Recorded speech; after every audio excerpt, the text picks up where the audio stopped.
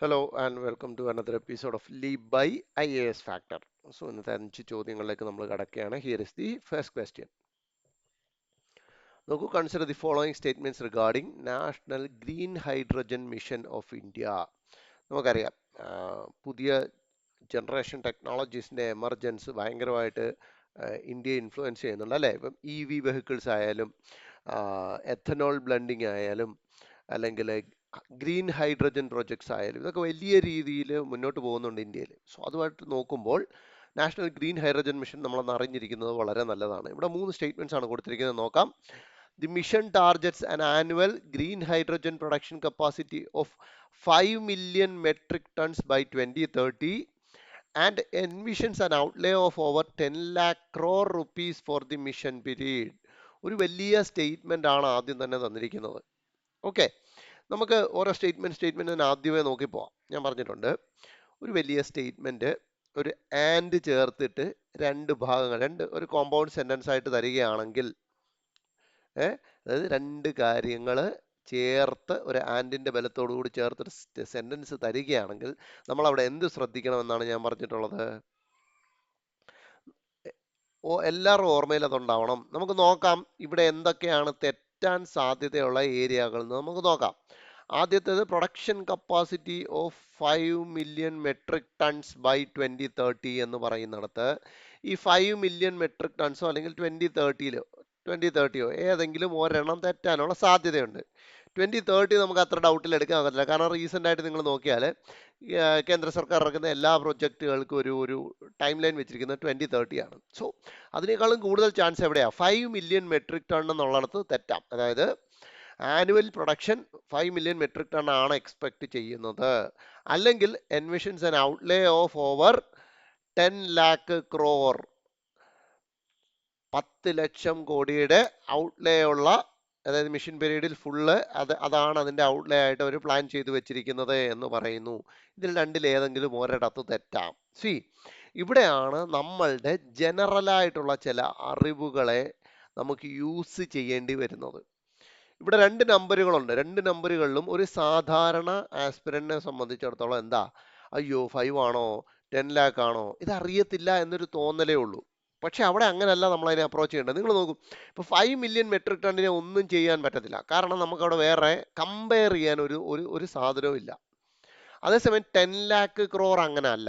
നിങ്ങളൊന്ന് ആലോചിച്ചേ, 10 ലാക്ക് ക്രോർ 10 ലക്ഷം കോടി രൂപയാണ് ഏത് നാഷണൽ ഗ്രീൻ ഹൈഡ്രജൻ മിഷന് വേണ്ടി മാറ്റി വെച്ചിരിക്കുന്നത് എന്നാണ് പറയുന്നത്. 10 ലക്ഷം കോടി എന്ന് പറയുമ്പോൾ ചെറിയൊരു തുകയല്ല.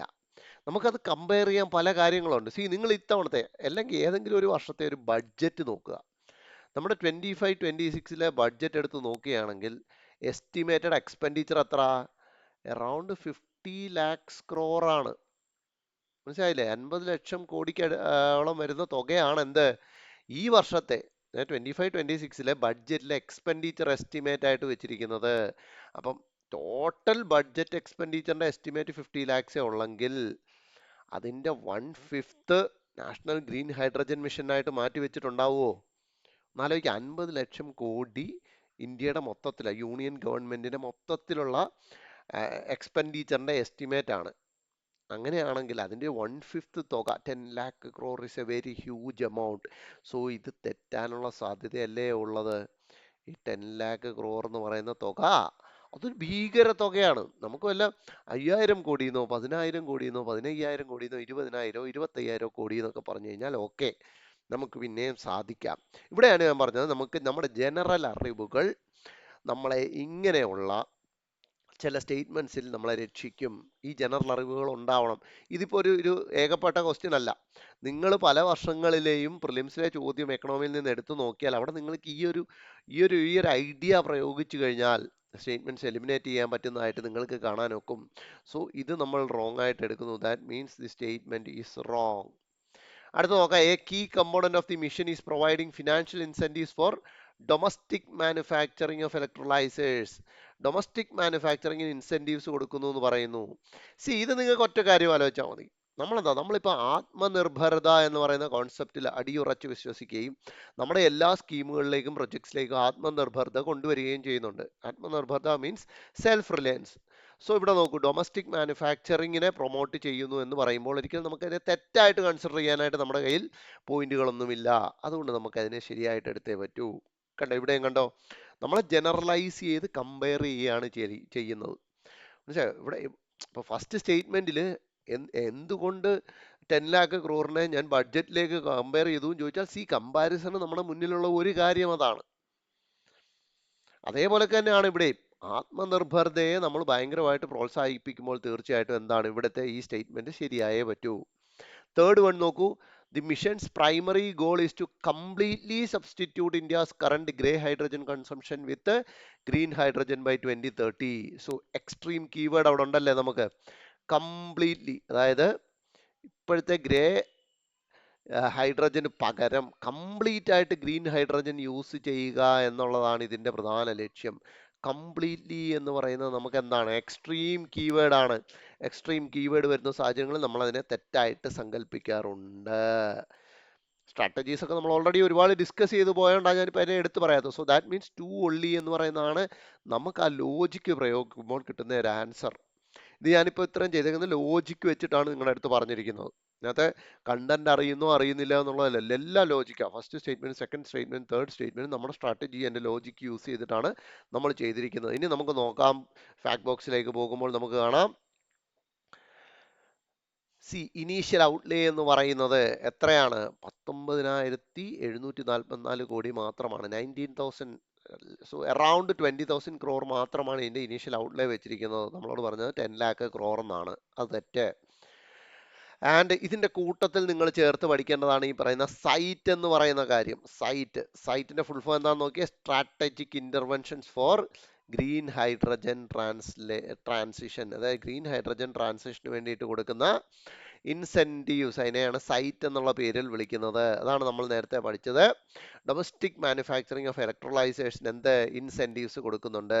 അപ്പൊ ഇതും വേണമെങ്കിൽ എന്താണ്, ഒരു സ്ട്രെയിറ്റ് സിമ്പിൾ ഒരു സിറ്റർ പോലൊക്കെ ചോദിക്കാം. സൈറ്റ് എന്ന് പറയുന്ന പ്രോഗ്രാം ഇതിൽ എന്തുമായിട്ട് related ആയിട്ടിരിക്കുന്നു.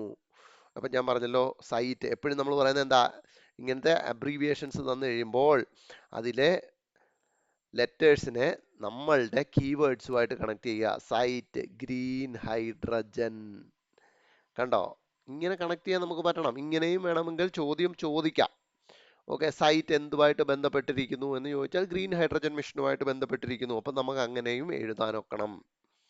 Moving on to the second question. In the context of Digital Personal Data Protection Act of 2023, consider the following statements. മൂന്ന് DPDP ആക്ടിനെ കുറിച്ച് 3 സ്റ്റേറ്റ്മെന്റ്സ് വന്നിട്ടുണ്ട്. It is India's first dedicated legislation governing the processing of digital personal data. True ആണല്ലോ. അതായത് digital personal ഡാറ്റയെ concern ചെയ്യുന്ന അല്ലെങ്കിൽ അതിന്റെ പ്രോസസ്സിങ്ങുമായിട്ട് ബന്ധപ്പെടുന്ന ഇന്ത്യയുടെ ആദ്യത്തെ ഒരു ഡെഡിക്കേറ്റഡ് ലെജിസ്ലേഷൻ ആണ് അല്ലേ. അതായത് ഇതിനു മുമ്പ് ഈ സബ്ജക്റ്റിനെ കുറിച്ച് ബന്ധപ്പെട്ടിട്ട് ഒരു ലെജിസ്ലേഷൻ ഇതുവരെ ഇന്ത്യയിൽ ഉണ്ടായിട്ടില്ല. So that is a true statement. ഭയങ്കര പ്ലെയിൻ ഒരു സ്റ്റേറ്റ്മെന്റ് ആണ് തന്നത്.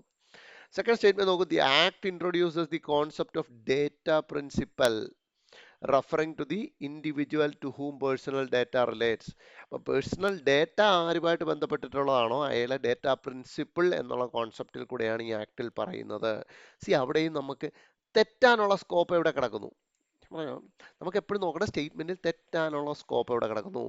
ഒന്നുകിൽ individual to whom personal data റിലേറ്റ്സിന് പകരം ആർക്കാണോ ഡേറ്റ കൊടുക്കുന്നത് അയാൾ എന്നുള്ള രീതിയിലേക്ക് നമുക്ക് ഡേറ്റ പ്രിൻസിപ്പിളിനെ ഒരു തെറ്റിന് പകരം എന്ത് വരാം എന്ന് ആലോചിക്കുമ്പോൾ എന്താ, ആരുടെ ഡേറ്റയാണോ കൊടുക്കുന്നത് അതിന് പകരം ആർക്കാണോ ഡേറ്റ കൊടുക്കുന്നത് അല്ലെങ്കിൽ ആരാണോ ഡേറ്റ പ്രോസസ് ചെയ്യുന്നത് അയാൾ എന്ന് വരാം. പക്ഷെ അതിലും നല്ല ഡേറ്റ പ്രിൻസിപ്പൽ എന്നാണ് ഇവിടെ പറഞ്ഞിരിക്കുന്നത്. അതായത് പ്രിൻസിപ്പലി ഡേറ്റ ആരുടേത്, ആ ഒരു വേർഡിന്റെ മീനിങ് നോക്കിയാൽ തന്നെ അറിഞ്ഞൂടെ. ഇപ്പൊ എന്റെ ഡേറ്റ ആണെങ്കിൽ ഞാനാണ് ഡേറ്റ പ്രിൻസിപ്പൽ എന്ന് പറയുന്ന ആ ലോജിക്കാണ് നമ്മളിവിടെ പ്രയോഗിച്ചിരിക്കുന്നത്. So that means 2 is also true. ആ സ്റ്റേറ്റ്മെന്റിൽ ഒന്നാമത് തെറ്റാനുള്ള സ്കോപ്പ് ഇല്ല എന്ന് തന്നെ പറയാം. 98% അത് തെറ്റിക്കാനുള്ള സ്കോപ്പ് അതിനകത്തില്ല. കഴിഞ്ഞ ചോദ്യത്തിലൊക്കെ നിങ്ങൾ കണ്ടതാ, തെറ്റിക്കാനുള്ള സ്കോപ്പ് കിടപ്പുണ്ട്.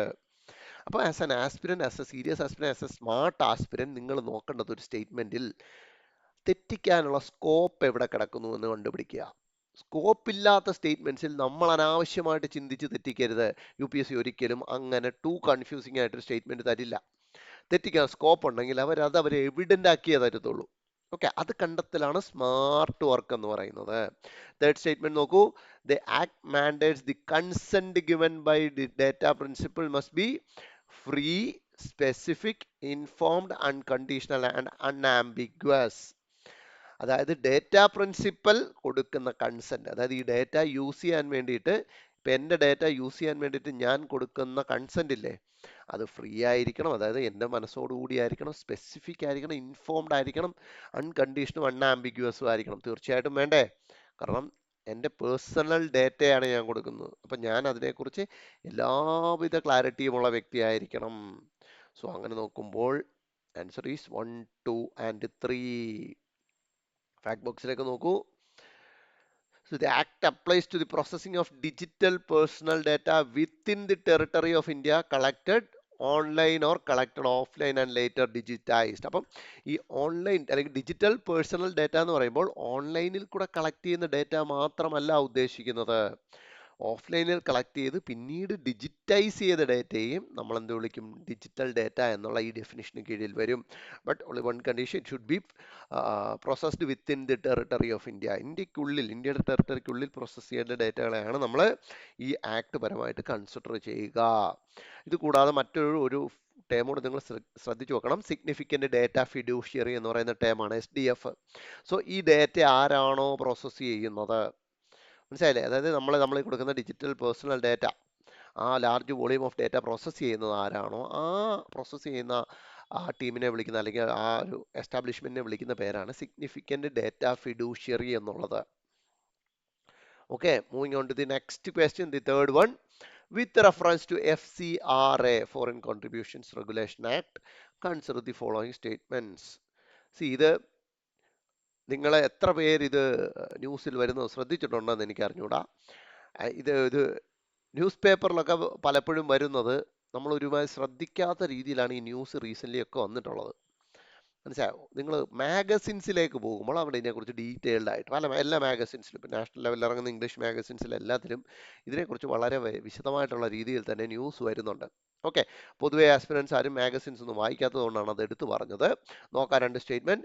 It is administered by ministry of finance and its primary purpose is to regulate acceptance and utilisation of foreign contributions or hospitality by certain individuals and associations. So FCRA എന്ന് പറയുന്ന act finance ministry administer ചെയ്യുന്നതാണെന്നും അതിൻ്റെ primary purpose എന്ന് പറഞ്ഞു കഴിഞ്ഞാൽ foreign കോൺട്രിബ്യൂഷൻസിൻ്റെ acceptance യൂട്ടിലൈസേഷനെ സംബന്ധിച്ചുള്ളതാണ് എന്നും പറയുന്നു. ഒരു UPSC ആസ്പിരന്റിനെ സംബന്ധിച്ചിടത്തോളം, ബേസിക് പ്രിപ്പറേഷൻ നടത്തുന്ന ആസ്പിരന്റിനെ സംബന്ധിച്ചിടത്തോളം അയാൾക്കറിയാം it is not administered by ministry of finance. ഫിനാൻസിന് കീഴിലല്ല, ഫിനാൻസ് മിനിസ്ട്രി അല്ല FCRA ആക്ട് പ്രകാരം റെഗുലേഷൻസ് നടത്തുന്നത്. പകരം ആരാ? It is done by home ministry. അറിയാത്തവർ ഇപ്പോഴേ മനസ്സിൽ സൂക്ഷിക്കുക. ഫോറിൻ കോൺട്രിബ്യൂഷൻ റെഗുലേഷൻ ആക്ട്, വിദേശത്ത് നിന്ന് വരുന്ന പിരിവുകളുണ്ടല്ലോ, വിദേശത്ത് നിന്ന് വരുന്ന ഈ NGOസിനും മറ്റുമൊക്കെ ആയിട്ട് വരുന്ന ഡൊണേഷൻസ്, അതാണ് ഫോറിൻ കോൺട്രിബ്യൂഷൻസിനുള്ളിൽ പ്രധാനമായിട്ടും നമ്മൾ ചർച്ച ചെയ്യപ്പെടുന്നത്. ആ വരുന്ന foreign contributions regulation act administer ചെയ്യുന്നത് മിനിസ്ട്രി എന്ന് പറയുന്നത് ഹോം മിനിസ്ട്രിയാണ്, ഫിനാൻസ് മിനിസ്ട്രി അല്ല. ഫിനാൻസ് മിനിസ്ട്രിക്ക് വേറെ ഒരുപാടുണ്ട്, അതായത് ഫെറ പോലത്തെ ഒരുപാട് ആക്ടുകളുണ്ടല്ലോ. അതിനകത്ത് RBI, ഫിനാൻസ് മിനിസ്ട്രി ഒക്കെ അവിടെയാണ് റോള് വരിക. ഇവിടെ ഹോം മിനിസ്ട്രിയുടെ റോളാണ്. ഇതൊരു ബേസിക് ആസ്പിരന്റ് അറിഞ്ഞിരിക്കേണ്ട കാര്യമാണ്. നെക്സ്റ്റ് സ്റ്റേറ്റ്മെന്റ് നോക്കൂ. The 2020 amendment made it mandatory for an NGO to receive foreign contributions only in an account designated as for FCRA account at the State Bank of India, New Delhi main branch. See, ഇവിടെ എന്താ? ഇവിടെ തെറ്റാനുള്ള scope നോക്കൂ. Made it mandatory. Mandatory ആണോ എന്ന് പറയുന്നത്, mandatory എന്ന് പറയുന്ന keyword അത് വേണമെങ്കിൽ ആ ഒരു പോർഷൻ തെറ്റാം. And at the State Bank of India New Delhi ബ്രാഞ്ചിൽ തന്നെ വേണം എന്ന് പറയുന്നിടത്ത് തെറ്റാനുള്ള ചാൻസ് ഉണ്ട്. ഇതും എന്താണ്? FCRAയുടെ ബേസിക് നോട്ട്സ് വായിക്കുന്നവർക്കറിയാം this is a true statement എന്ന്. അതൊരു കറക്റ്റ് സ്റ്റേറ്റ്മെന്റ്. അതായത് ഒരു N G O foreign contribution accept ചെയ്യുന്ന ഒരു എൻ ജി ഒ ഉണ്ടെങ്കിൽ ആ എൻ ജി ഒ തീർച്ചയായിട്ടും അവരുടെ FCRA അക്കൗണ്ട് കീപ്പ് ചെയ്യേണ്ടത് സ്റ്റേറ്റ് ബാങ്ക് ഓഫ് ഇന്ത്യയുടെ ന്യൂഡൽഹി മെയിൻ ബ്രാഞ്ചിലായിരിക്കണം. കാരണം ഹോം മിനിസ്ട്രിയാണ് ഈ ആക്ട് പ്രകാരം അഡ്മിനിസ്ട്രേഷൻ നടത്തുന്നത്. അപ്പോൾ അവർക്ക് ഡേറ്റ പെട്ടെന്ന് അവൈലബിൾ ആവാനായിട്ടായിരിക്കാം ഒരു പക്ഷേ state Bank of India New Delhi main ബ്രാഞ്ചിൽ തന്നെ FCRA അക്കൗണ്ടുകൾ ഓപ്പൺ ചെയ്യണം എന്ന് പറഞ്ഞിട്ടുള്ളത്. ആൻഡ് തേർഡ് സ്റ്റേറ്റ്മെന്റ് 2 ശരിയാ 1 തെറ്റുമ്പോൾ തന്നെ നമുക്കറിയാം 2ഉം 3യും കറക്റ്റ് ആണെന്നുള്ളത് അല്ലേ. 1 തെറ്റി 1 തെറ്റുമ്പോൾ തന്നെ നമുക്ക് ആൻസറിലേക്ക് എത്താനാവുന്നുണ്ട്. എന്നാലും നോക്കാം third statement. It places a restriction on the transfer of foreign contributions from one registered entity to another. അതും നിങ്ങൾ അറിഞ്ഞിരിക്കുക. അതായത് ഫോറിൻ കോൺട്രിബ്യൂഷൻ ഇപ്പോൾ ഒരു രജിസ്റ്റർ FCRA ആക്ട് പ്രകാരം രജിസ്റ്റർ ചെയ്തിട്ടുള്ള NGO ഒരു ഫോറിൻ കോൺട്രിബ്യൂഷൻ അക്സെപ്റ്റ് ചെയ്തു എന്ന് കരുതുക. വിദേശത്ത് നിന്നും വന്ന ഒരു ഡൊണേഷൻ അക്സെപ്റ്റ് ചെയ്തു.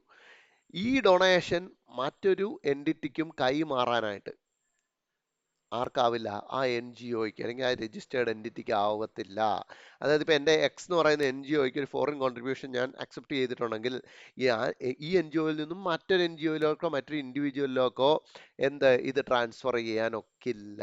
അതായത് ബേസിക്കലി ഈ മണി ലോണ്ടറിങ് അല്ലെങ്കിൽ അങ്ങനത്തെ മണി റിലേറ്റഡ് ആയിട്ടുള്ള ഫ്രോഡ് പരിപാടികൾ അല്ലെങ്കിൽ using this money for terrorist purposes, terrorist activities, അങ്ങനത്തെ പരിപാടികൾ സ്റ്റോപ്പ് ചെയ്യാനായിട്ടാണ് ഇങ്ങനെ ഒരു റെസ്ട്രിക്ഷൻ കൊണ്ടുവന്നിരിക്കുന്നത്.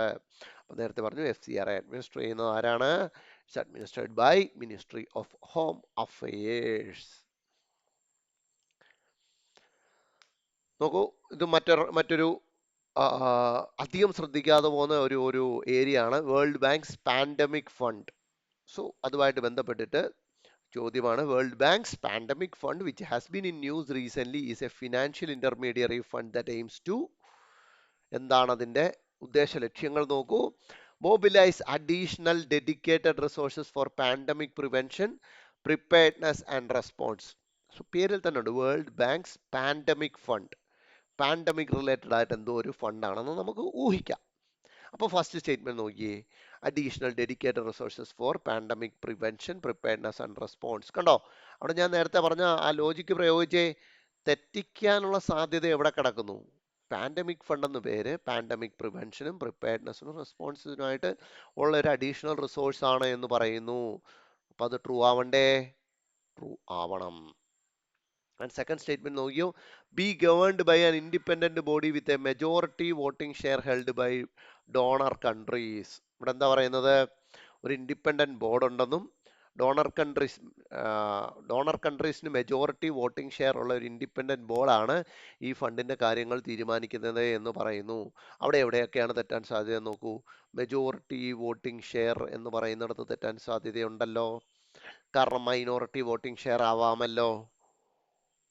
പറ്റില്ലേ? അങ്ങനെ വേണം നമ്മൾ ചിന്തിക്കാൻ. അതാ ഞാൻ പറഞ്ഞത്, ഈ വാക്കുകളിലാണ് എല്ലാ കളികളിലും ഇരിക്കുന്നത്. വാക്കുകൾ. അപ്പൊ മെജോറിറ്റി വോട്ടിംഗ് ഷെയറിന് പകരം മൈനോറിറ്റി വോട്ടിംഗ് ഷെയർന്നോ അല്ലെങ്കിൽ മെജോറിറ്റി വോട്ടിംഗ് ഷെയർ മറ്റാർക്കെങ്കിലുമോ ആയിക്കൂടെ. അപ്പൊ മെജോറിറ്റി എന്ന് പറയുന്ന വാക്കിൽ ഒരു കള്ളത്തരം ഒളിഞ്ഞിരിപ്പുണ്ട്. നെക്സ്റ്റ് വൺ നോക്കൂ, provides financing exclusively to low income countries and small island developing states. കണ്ടോ, നമ്മൾ തെറ്റിക്കാനുള്ള വാക്കിരിക്കുന്നുണ്ട്. എക്സ്ക്ലൂസീവ്ലി, അതായത് ലോ ഇൻകം കൺട്രീസിനും സ്മോൾ ഐലൻഡ് ഡെവലപ്പിംഗ് സ്റ്റേറ്റ്സിനും മാത്രമായിട്ടുള്ള ഒരു ഫണ്ടാണ് ഇതെന്ന് പറയുന്നത്. ഇതാണ് ഒരു എക്സ്ട്രീം കീവേഡ് ആണല്ലേ. എക്സ്ക്ലൂസീവ്ലി എന്ന് പറയുന്ന എക്സ്ട്രീം കീവേഡ് ആയത് കാരണം സ്വാഭാവികമായിട്ടും നമ്മൾ എന്താണ് അത് റോങ് എന്നുള്ള കോൺസെപ്റ്റിൽ നമുക്ക് എടുക്കാം. സോ ഇത് രണ്ടെണ്ണം പോയി. It can either B 1 only, 1 and 2 only. ഞാൻ പറഞ്ഞല്ലോ 50-50 നിൽക്കുകയാണ് നമ്മൾ നമ്മളുടെ ചാൻസ് എടുക്കുക. Either A or B. ഇവിടുത്തെ ആൻസർ എന്താണെന്ന് നമുക്ക് ഫാക്ട് ബോക്സിലേക്ക് നോക്കാം.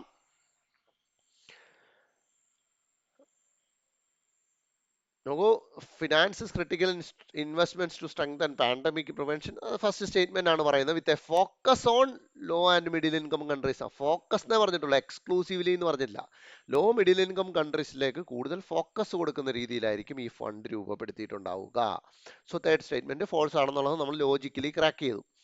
And the fund is designed with an inclusive governance structure where contributing countries, potential implementing partners and civil society organizations hold a strong voice. കണ്ടോ, അവിടെ contributing കൺട്രീസിനും civil society ഓർഗനൈസേഷനും strong voice ഉണ്ടെന്നാണ് പറയുന്നത്. അത് മെജോറിറ്റി വോട്ടിംഗ് ഷെയർ ഇന്ന ആൾക്കാണെന്ന് അവിടെ പറയുന്നില്ല. Civil society ഓർഗനൈസേഷൻസിനും എന്തുണ്ട്, സ്ട്രോങ് വോയിസ് ഉണ്ടെന്നാണ് അവിടെ പറയുന്നത്. So majority voting share donor കൺട്രീസിനല്ല എന്ന് നമുക്ക് അനുമാനിക്കേണ്ടിയിരിക്കുന്നു. That means one only is the true statement. ഇങ്ങനത്തെ എന്താ പറയേണ്ടത്, ഇതൊന്നും റെക്കറിംഗ് ആയിട്ട് വരുന്ന ന്യൂസ് അല്ല. വർഷത്തിൽ ഒരിക്കൽ മാത്രം വരുന്ന ന്യൂസ് ആയിരിക്കും ഒരുപക്ഷെ, പക്ഷെ ഇത് UPSC ചോദിക്കാം. പ്രത്യേകിച്ച് വേൾഡ് ബാങ്ക് റിലേറ്റഡ് ആയതുകൊണ്ട് തന്നെ നമ്മൾ ഇങ്ങനത്തെ ന്യൂസുകൾ നിങ്ങൾ പൊതുവെ ശ്രദ്ധിച്ചു വെക്കുക. നോക്കൂ, അടുത്ത ചോദ്യം, ലാസ്റ്റ് ക്വസ്റ്റ്യൻ ആണ് ഈ എപ്പിസോഡിലെ. The term global stocktake often mentioned in the news is a process associated with which one of the following. കണ്ടോ, ഓഫൺ മെൻഷൻ പറഞ്ഞിട്ട് തന്നെ ഉണ്ട് ഞാൻ. അപ്പൊ ഗ്ലോബൽ സ്റ്റോക്ക് ടേക്ക് എന്നുള്ള വാക്ക് നിങ്ങൾ കേട്ടിട്ടില്ലെങ്കിൽ നിങ്ങളുടെ പത്രമായന ശരിയല്ല എന്നാണ് അതിനർത്ഥം. കാരണം അത് അത്രയും ഇമ്പോർട്ടൻറ്റും അത്രയും റിപ്പീറ്റിങ്ങുമായിട്ടുള്ള സാധനമാണ്. അപ്പോൾ ഗ്ലോബൽ സ്റ്റോക്ക് ടേക്ക് എന്ന് പറയുന്നത് എന്തുമായിട്ട് ബന്ധപ്പെട്ടിരിക്കുന്നു? Option A, World Trade Organization for reviewing trade liberalisation agreement. Trade liberalisation എഗ്രിമെന്റുകൾ റിവ്യൂ ചെയ്യാനായിട്ട് WTOയുടെ ഒരു പരിപാടിയാണ് എന്ന് പറയുന്നു. WTO എന്ന് പറയുന്ന ആ സിസ്റ്റം തന്നെ എന്താണ്, വലിയ റെലവൻസ് ഇല്ലാത്ത ഒരു കാലഘട്ടത്തിൽ കൂടെ കടന്നു പോകുമ്പോൾ ഇത് മൾട്ടിപ്പിൾ ടൈംസ് ന്യൂസിൽ വന്നു എന്ന് പറയുന്നത് നമുക്കൊരിക്കലും ലോജിക്കലി ട്രൂ അല്ല. Paris agreement for periodically assessing collective progress towards long term climate goals. ഇതാവാം, കാരണം പാരീസ് എഗ്രിമെന്റ് സ്ഥിരമായിട്ട് ന്യൂസിൽ വരുന്നുണ്ട്. പിന്നെ ആ പറഞ്ഞതിനകത്ത് ലോജിക്കലി എന്താണ്, ഈ ഗ്ലോബൽ സ്റ്റോക്ക് ടേക്കിംഗ് എന്നൊക്കെ പറയുന്നതുമായിട്ട് ചേർന്ന് നിൽക്കുന്നുണ്ട്. പീരിയോഡിക്കലി അസസിങ് കളക്റ്റീവ് പ്രോഗ്രസ്, അതായത് കളക്റ്റീവായിട്ടുള്ള പ്രോഗ്രസിനെ പീരിയോഡിക്കലി അസസ് ചെയ്യുന്നു. സോ സ്റ്റോക്ക് ടേക്കിംഗ് എന്ന് പറയുന്ന ആ ഒരു ടേമുമായിട്ട് അടുത്ത് നിൽക്കുന്നുണ്ട്. അതുകൊണ്ട് നമുക്ക് അതിനെ അവിടെ കൺസിഡർ ചെയ്യാം. സി നോക്കൂ, international monetary fund for monitoring global financial stability risk. Global financial stability റിസ്കുകൾ മോണിറ്റർ ചെയ്യാനായിട്ട് ഇന്റർനാഷണൽ മോണിറ്ററി ഫണ്ട് IMF കൊണ്ടുവന്നേക്കുന്ന എന്തോ സാധനമാണ് എന്ന് പറയുന്നു. അതും ബി വെച്ച് കമ്പയർ ചെയ്യുമ്പോൾ എനിക്ക് സി അത്രയ്ക്കൊരു ഒരു ഒരു ഒരു ചാൻസ് ഉള്ള ഒരു ആൻസർ ആയിട്ട് ഫീൽ ചെയ്യുന്നില്ല. അതുകൊണ്ട് ഞാനിപ്പം അതിനെ അങ്ങ് വെട്ടുകയാണ്. And option D, convention on biological diversity for evaluating progress on biodiversity targets. അത് വേണമെങ്കിലും ആവാം അല്ലേ, കാരണം അതായത് ബിയുമായിട്ടൊരു സിമിലർ ലൈനിൽ നിൽക്കുന്നതാണ് ഡി. ഇനി നിങ്ങൾ ബിയും ഡിയും ഒന്നുകൂടെ എടുത്തു നോക്കൂ. ബി കുറച്ചും കൂടെ എന്താണ്, സ്പെസിഫിക് ആണ് അല്ലേ. സി പറഞ്ഞേക്കുന്നത് എന്താ, ബയോഡൈവേഴ്സിറ്റി ടാർഗറ്റ്സിന്റെ പ്രോഗ്രസ് ഇവാലുവേറ്റ് ചെയ്യുന്ന പദ്ധതിയാണ് ഗ്ലോബൽ സ്റ്റോക്ക് ടേക്ക് എന്ന് പറയുന്നത്. മറ്റേത് കുറച്ചും കൂടെ എന്താണ്, സ്പെസിഫിക് ആ, periodically assessing collective progress towards long term climate goals എന്നൊക്കെ ഭയങ്കര സ്പെസിഫിക് ആയിട്ട് പറഞ്ഞിരിക്കുകയാണ് അല്ലേ. ഇനി രണ്ടാമത് ഒന്നുകൂടെ നോക്കിക്കോ, നമുക്ക് പാരീസ് എഗ്രിമെന്റും CBDയും തമ്മിൽ കമ്പയർ ചെയ്യുമ്പോൾ കൂടുതൽ തവണ ന്യൂസിൽ വരാൻ ഏതാണ് സാധ്യത? അത് പാരീസ് എഗ്രിമെന്റ് തന്നെയാണ് അല്ലേ. കാരണം ഏതുവഴി പോയാലും നമുക്ക് പാരീസ് അഗ്രിമെന്റിന് എന്തെങ്കിലുമൊക്കെ കാര്യങ്ങൾ ഉണ്ടാവും. So basically that's the answer. അതായത് രാജ്യങ്ങള് എന്താ ഒരു കളക്റ്റീവ് പ്രോഗ്രസ്, എല്ലാ രാജ്യങ്ങളും കൂടെ ഒരുമിച്ച് നടത്തിയിട്ടുള്ള പ്രോഗ്രസിനെ പീരിയോഡിക്കലി അസസ് ചെയ്യുന്ന ആ ഒരു അസസ്മെന്റിനെ വിളിക്കുന്ന പേരാണ് ഗ്ലോബൽ സ്റ്റോക്ക് ടേക്കിംഗ് എന്ന് വിളിക്കുന്നത്. എന്തൊക്കെയാണ് പാരീസ് അഗ്രിമെന്റ്സിന്റെ ലക്ഷ്യങ്ങൾ എന്നുള്ളത് നമുക്കറിയാം അല്ലെ. ഇന്ത്യയുടെ NDC എന്താണെന്ന് നമുക്കറിയാം. നമ്മൾ മുന്നിലുള്ള പല എപ്പിസോഡുകളും ഇന്ത്യയുടെ NDC റിലേറ്റഡ് ക്വസ്റ്റ്യൻസ് കണ്ടിട്ടുണ്ട്. ഓക്കെ, അപ്പം ആദ്യത്തെ ഗ്ലോബൽ സ്റ്റോക്ക് ടേക്കിംഗ് നടന്നിട്ടുള്ളത് ദുബായിൽ നടന്ന COP28 വെച്ചിട്ടാണ്. ഇങ്ങനത്തെ ഒരു ഫാക്ട്സും കൂടെ നോക്കി വെക്കുന്നത് നല്ലതാണ്. കാരണം റീസെന്റ് ആയിട്ട് കുറച്ച് PSC ചോദിക്കുന്ന പോലെ കുറച്ച് ഫാക്ട്സ് ഒക്കെ സ്റ്റേറ്റ്മെന്റ്സിൽ കേട്ടിട്ട് UPSC ചോദിക്കുന്നുണ്ട്. അതുകൊണ്ടാണ് അത് എടുത്തു പറഞ്ഞത്.